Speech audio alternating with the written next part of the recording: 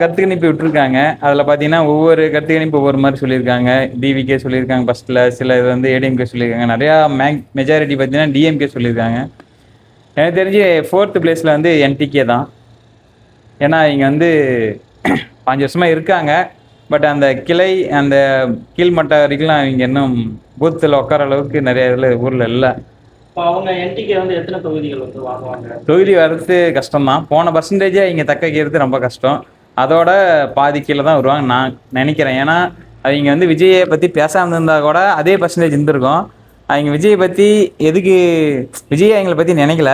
அவங்க வந்து விஜயை பற்றி பேச என்ன ஆகுதுன்னா, அவங்க விஜய்க்கு வந்து ஃப்ரீ ப்ரமோஷன் ஆகுது, அவங்களுக்கு வந்து டிகிரேட் ஆகுது. அப்படி ஆயிடுச்சு. ஏன்னா சாட்டை வந்து வாய்ச்சிட்டு கம்முன்னு இருந்தாவே அந்த கட்சி வளர்ந்துருக்கும். அவங்க கட்சியை மூடிவிட்டு 2031 அவங்க வேலையை பார்த்துட்டு போயிடுவான்னு நினைக்கிறேன். இப்போ ஆல்ரெடி அவங்க 8% வாங்கியிருந்தாங்க அவங்களுடைய ஓட்டிங் போர்டில் டோட்டலாக தமிழ்நாட்டில்.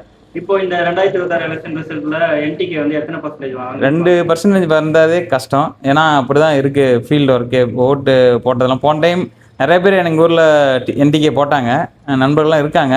பட் இந்த டைம் அதான் கேர்ள்ஸ் ஓட்டு நிறைய அவருக்கு வந்து போயிடுச்சு. ஏன்னா சாட்டை இது மாதிரி வல்கராக பேசுறது. விஜய் அவர் எங்களை பற்றி நினச்சிருந்தா நீங்கள் பேசலாம். சும்மா மைக்கு வியூஸ் போகிறதுனால அவர் வந்து யூடியூப் வளர்த்துறதுனால விஜயை பற்றி தூங்கும் போது விஜய், சாப்பிடும் போது விஜய், என்ன பண்ணாலும் விஜய் விஜய்னு பேசியே விஜய் ப்ரீ ப்ரமோஷன் தான். நான் விஜய்க்கு வந்து பாசிட்டிவாக சொல்ல தெரியல. இவங்க சொல்லி விஜய் இன்னும் மேலே வளர்ந்துட்டார். கடைசி வரைக்கும் வந்து அவங்களுக்கு வந்து முயற்சி பயிற்சி தான். விஜய்க்கு வந்து ஃப்ரீ ப்ரமோஷன் பண்ணிட்டு இருப்பாங்க கடைசி வரைக்கும். தோத்தாலுமே அவங்க 2% ஆனாலுமே மறுபடியும் விஜய் தான் காரணம் அப்படின்னு சொல்லிட்டு இருப்பாங்க. தேர்டு வந்து பார்த்தீங்கன்னா கன்ஃபியூஷனாக தான் இருக்குது.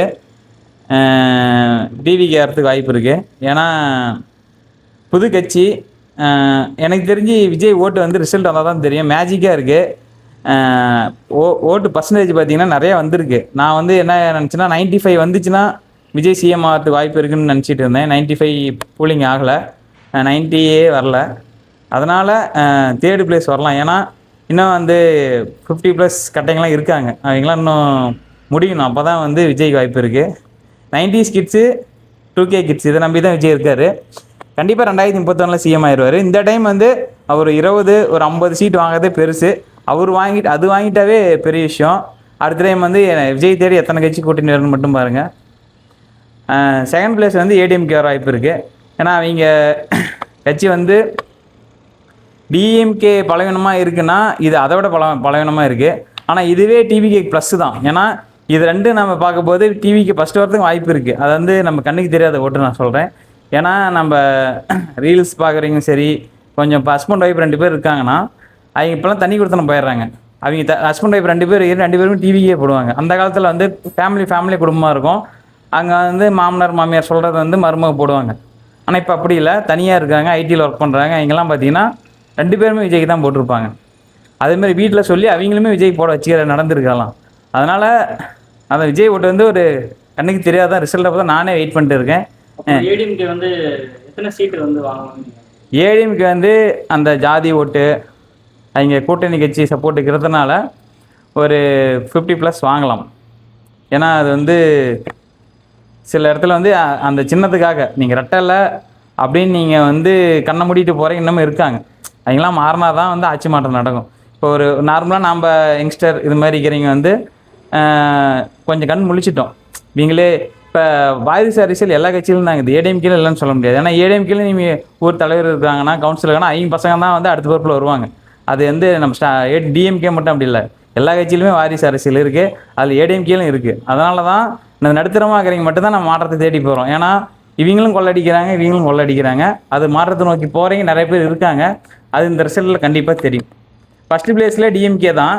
அது ஏன் சொல்கிறேன்னா அவ்வளோ பணத்தை இறக்கியிருக்காங்க. என்ன தான் நம்ம வந்து மாற்றத்தை பற்றி பேசினாலும் பணத்தை வாங்கி ஓட்டு போகிறீங்க மெஜாரிட்டி பீப்புள் இருக்காங்க, அவங்கள மாற்ற முடியாது. அதை தான் இவங்களுக்கு வந்து ஒரு பலமே ஆளுங்கட்சி வந்து எப்படின்னா, ஒரு ஊர் தலைவர் இருக்காங்கன்னா நீ காசு கொடுத்துட்டு நீங்கள் ஓட்டு போடலைன்னா உங்களுக்கு வந்து 2000 கட் ஆயிரும், உங்களுக்கு ஏரி வேலை இல்லை, இது மாதிரி ஏதோ ஒரு பிளாக்மெயில் பண்ணி ஓட்டு வாங்கிடுறேன். இது மாதிரி பண்ணுறதுனால தான் இந்த வில்லேஜ் சைடு ஓட்டு இங்கே வாங்கிடுறாங்க. சிட்டி சைடு அது மாதிரி பேசினானா அடிச்சு துரத்தி விட்ருவாங்க. அதனால் இந்த எலெக்ஷன் கொஞ்சம், அதாவது டிவிக்கு ஃபஸ்ட்டு வர வாய்ப்பு இருக்குது. அது என்ன கண்ணுக்கு தெரியாத மாதிரி இருக்குது. டிஎம்கே ஃபஸ்ட்டு வரதுக்கு வாய்ப்பு இது கண்ணுக்கு தெரிஞ்ச மாதிரி. ஏன்னா போன எலெக்ஷன் வச்சு நான் சொல்கிறேன். எது இருந்தாலும் சந்தோஷம். விஜய் வந்து ஃபஸ்ட்டு பிளேஸ் வந்தால் எனக்கு இன்னும் சந்தோஷம். பார்ப்போம்.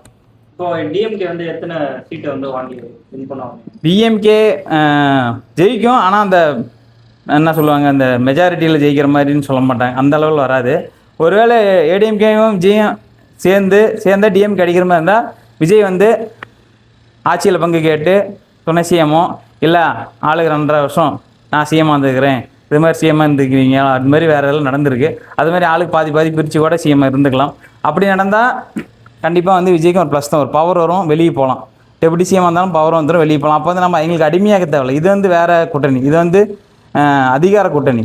எலெக்ஷனுக்கு முன்னாடி இருக்கிற கூட்டணி வந்து நம்ம சொல்ல மாதிரி போய் சேர்ந்துக்கிட்டான்னு சொல்லலாம். ஆனால் எலெக்ஷனுக்கு அப்புறம் வைக்கிற கூட்டணி பார்த்திங்கன்னா அது வந்து அதிகாரத்துக்கான கூட்டணி. அது அந்த கூட்டணி வைக்கலாம், அதில் நம்ம பங்கு தான் கேட்குறோம்.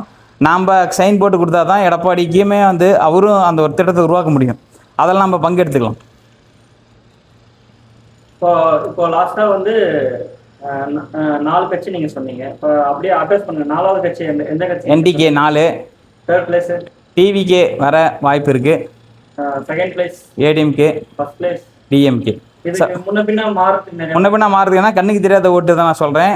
அது மட்டும் பர்சன்டேஜ் விஜய்க்கு வந்துருச்சுன்னா 35% வந்துச்சுன்னா விஜய் ஃபஸ்ட்டு வர வாய்ப்பு இருக்குது. அது எதை பேஸ் பண்ணினா நம்ம ஒவ்வொரு வீட்லையும் ஒவ்வொரு ஓட்டு 2 ஓட்டு சொல்கிறோம்ல, அது கரெக்டாக விழுந்திருந்தால் இல்லை அது பணத்தை கொடுத்து டேலி பண்ணியிருந்தால் அது வராமல் கூட போயிடும். ஓகே, நீங்கள் சொன்னதை May 4th அன்றைக்கி வெயிட் பண்ணிப்போம். நானும் வெயிட் பண்ணிட்டு இருக்கேன். விஜய்க்கு வந்து ஒரு பவர் கிடைக்கணும். அவர் வந்து 2031 கண்டிப்பாக சிஎம் ஆவார், எனக்கு வாய்ப்பு இருக்குது.